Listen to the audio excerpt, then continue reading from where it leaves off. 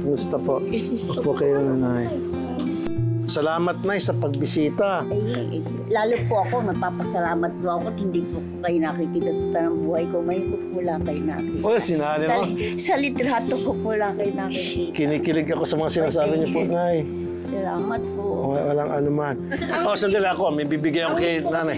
Sir, makapagpatayo daw siya ng grotto. Gusto niya makapagpatayo. Magkano ba yung grotto? Bahay Kung niya. ano, sa tabi ng bahay ko po yung... Ito po, 50,000. Pwede na ba ito pampatayo ng grotto?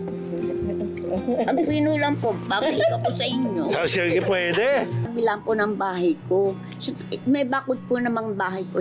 Pag labas ng aking pintuang, doon na po siya. Grotto. Grotto ni... Isang small po lamang. Yung lahat ng santo ko, mailalabas ko doon sa... Grotto na para lahat ng mga santo. Opo, ibababa ko doon. Ilang bang santo meron po Ay, kayo? marami po. Makita niyo sa... Mga 1,000? Oh, hindi po naman. So, para Opo. makita naman ng Opo. mga kasamahan ko na kayo merong litatonis. Nagpapasalamat ako sa kanya at isa ako sa kanyang binigyan ng priority na pagkaloobang ng hinihingi ko sa kanya. Kaya wala akong masasabi sa kanya, napakabait niya at matulungi siya sa mga taong nangangailangan.